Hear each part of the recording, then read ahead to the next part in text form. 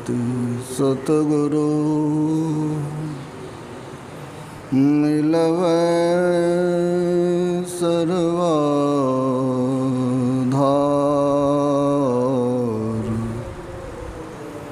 मंगलमय मंगलकरण विनवा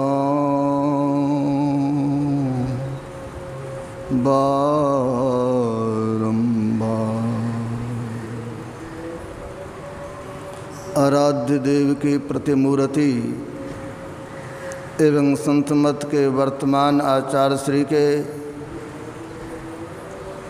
पाद पद्मों में शतकोटि नमन। मंचस्थ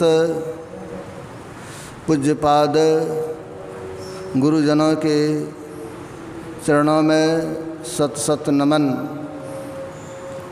आदरणीय धर्म प्रेमी सज्जनों, आदरणीय माताओं एवं भक्तिमती बहनों, परम संत बाबा देवी साहब जी महाराज कहा करते थे, संत मत का बहुत छोटा सिद्धांत है, वह है गुरु, ध्यान और सत्संग। सत्संग से जीव का कल्याण होता है। इस सत्संग को गोस्वामी तुलसीदास जी महाराज ने परमात्मा का निज अंग कहा है। एक बार पूर्णिया के सत्संग मंदिर जो मधुबनी शहर में अवस्थित है, तो वहाँ पर एक सज्जन सत्संग मंदिर में आए और वहाँ पर किसी देवी देवता की मूर्ति को नहीं देखा। तो वह वहाँ पर रहने वाले साधु बाबा से पूछ बैठा, यहाँ पर आप लोग लिखे हैं संत मत सत्संग मंदिर, तो मंदिर में तो किसी देवी देवता की मूर्ति होनी चाहिए, यहाँ पर तो किसी देवी देवता का मूर्ति नहीं है, तो फिर ये मंदिर कैसा? तो सज्जन जिनसे पूछा वे ठीक ठीक नहीं समझा पाए। संजोग से आराध्य देव जब गए तो उन्होंने कहा, हजूर एक सज्जन आए थे, वो हमको कह रहा था जो संत मत सत्संग मंदिर लिखे हैं, तो मंदिर में तो किसी देवी देवता का मूर्ति होना चाहिए, यहाँ तो किसी देवी देवता का मूर्ति नहीं है, तो मंदिर कैसा? तो आराध्य देव कहने कृपा किए, जो उनको सूचना दीजिए, आमंत्रित करके बुलाइए। जब वे सज्जन आए तो गुरुदेव सत्संग में कहने लगे, जो आप लोग गोस्वामी तुलसीदास जी महाराज को जानते हैं, उनकी वाणी में आया है, दे सत्संग निज अंग भवभंग शरण शोकाहारी। वो मांग करते हैं परमात्मा से, भगवान श्री राम से, जो प्रभु हमको दीजिए। तो क्या दीजिए? तो सत्संग दीजिए। तो सत्संग की मांग क्यों किया? तो सत्संग परमात्मा का निज अंग है। जिस प्रकार हम लोगों का अपना निज अंग, अपना हाथ है, पाँव है, मुंह है, कान है, नाक है, ये सब हम लोग का अपना अंग है। उसी तरह जो परमात्मा सर्वव्यापी हैं, जो परमात्मा सब जगह हैं, अगर कहें उनका निज अंग क्या है, तो निज अंग सत्संग है। जिस प्रकार किसी के हाथ को आप पकड़ लेंगे तो उस व्यक्ति का संग होगा कि नहीं? उस व्यक्ति से संग हो जाएगा आपको। उसी तरह अगर आप सत्संग को पकड़ लिए तो सत्संग परमात्मा का जब निज अंग है तो परमात्मा का संग हुआ कि नहीं? और आराध्य कहने की कृपा की, जो परमात्मा का निज अंग है, और वहाँ जब सत्संग होता हो तो वहाँ परमात्मा आए कि नहीं? तो वहाँ परमात्मा स्वयं आ गए। जब परमात्मा का निज आ ही गया तो फिर मूर्ति की क्या आवश्यकता है? तो सत्संग को परमात्मा का निज अंग कहा गया है। सत्संग में जाने से लोगों का सुधार होता है। सत्संग में जाने से संस्कार बनता है। जो बिगड़ा हुआ संस्कार है वह भी सत्संग में आने से सुधर जाता है। इसलिए सत्संग करने की बड़ी आवश्यकता है। और जहाँ पर सत्संग होता है, हमारे आराध्य कहा करते थे, जहाँ पर सत्संग होता है सिर्फ हम ही लोग नहीं रहते हैं, वे लोग भी हैं जो यहाँ से चले गए हैं, सूक्ष्म शरीर में हैं, वे भी सत्संग में आते हैं। तो जरा विचार करें इस सत्संग का कितना महत्व है।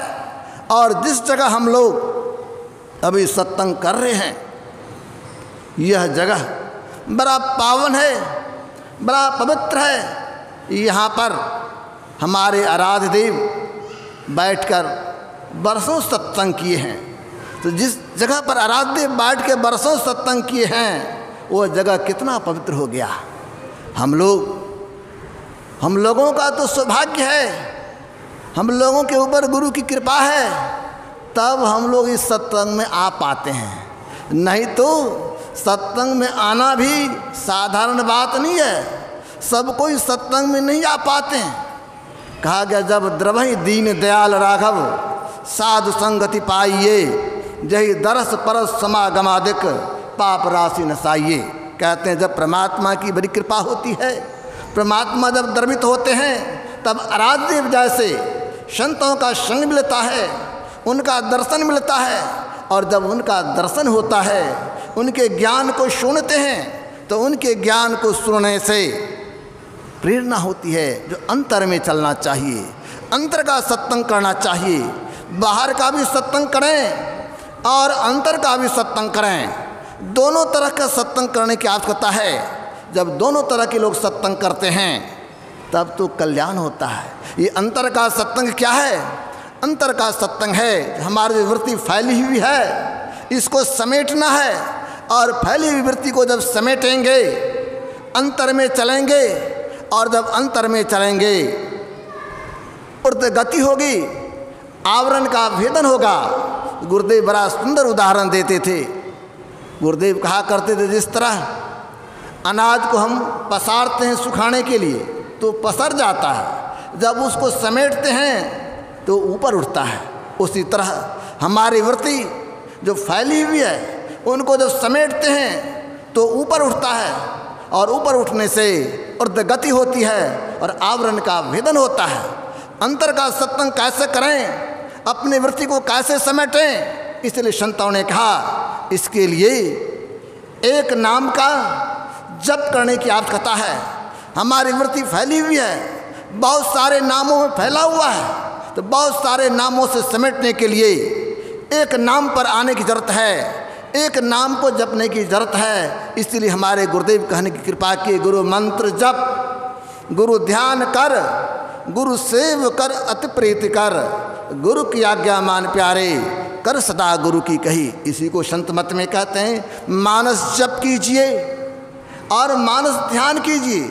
मानस जप करेंगे, मानस ध्यान करेंगे तो सिमटाव होगा, लेकिन और अधिक सिमटाव के लिए बिंदु ध्यान करने की आवश्यकता है, जिसको दृश्य योग की साधना भी कहते हैं। जो बिंदु ध्यान करते हैं तो बिंदु ध्यान करने से सारे रूप का जो बिंदु है, उस बिंदु का जब ध्यान करते हैं तो अपने अंदर में एक बिंदु का ध्यान कहाँ करेंगे, अपने दृष्टि को कहाँ लगाएंगे, इसका ज्ञान गुरु से मिलता है। जब गुरु के चरण में जाते हैं तो वे बताते हैं कैसे देखें, देखने की क्या कला है। उस कला से जब देखेंगे तो अपने अंदर में जब दृष्टि टिकती है, जब दृष्टि टिकती है तो बिंदु का उदय होता है, और जब बिंदु का उदय होता है तो अपने अंदर में हमारे आराध्य को तम फटे ज्योति भरे, आकाश का तू शैर कर, अपने अंदर अंधकार मिटता है, प्रकाश होता है। लेकिन इतना ही से काम नहीं चलेगा, और आगे जाने की जरूरत है। और आगे जाने के लिए संत मत में कहते हैं नादानुसंधान, ये सर्वोत्तम साधना है। जो नादानुसंधान करते हैं, जिसको सूरत शब्द योग की साधना कहते हैं, इसको जब करते हैं तब हमारा सूरत जब उस शब्द से मिल जाता है और अपने अंदर में चलते हैं, परमात्मा से उत्थित जो नाद है उस नाद को ग्रहण करते हैं, उस नाद को सुनते हैं और उस नाद को सुनकर परमात्मा के पास चले जाते हैं, जिसे सार शब्द कहते हैं, जिसे ओम कहते हैं, स्फोट कहते हैं, प्रणव ध्वनि कहते हैं। उस शब्द को सुनकर सारे आवरणों से पार हो जाते हैं, परमात्मा के पास चले जाते हैं। जब परमात्मा के पास चले जाते हैं, ये जीव जो है उस पीप से मिल जाता है, जीव का संग उस पीप से हो जाता है। तो यह सर्वोत्तम श्रेणी का सत्संग होता है। अंतर का सत्संग करने का लक्ष्य यही है, उस पीप से मिल जाएं, उस परमात्मा से मिल जाएं, तब तो हमारा कल्याण होगा। लेकिन इसको करने के लिए हमारे आराध्य देव कहने कृपा की, अगर आप अंतर में चलना चाहते हैं तो जो निज घट रस चाहो, अपने आप को हरदम खूब पांच पाप से बचाओ। तो अपने अंतर में चलना चाहते हैं, अंतर के रस को लेना चाहते हैं, तो अपने आप को पांच पाप से बचा के रखना होगा। और सात्विक आहार लेने की जरूरत है, स्वावलंबी जीवन यापन करने की जरूरत है, अपने पसीने की कमाई पर जीने की जरूरत है। और सत्संग से जुड़ के रहेंगे, सत्संग करते रहेंगे, एक न एक दिन हमारा कल्याण होगा, हमारा उद्धार होगा। हम लोगों के बीच पूज्य गुरुजन विराजमान हैं, हम लोग उनके चरणों में चलें। श्री सद्गुरु महाराज की जय।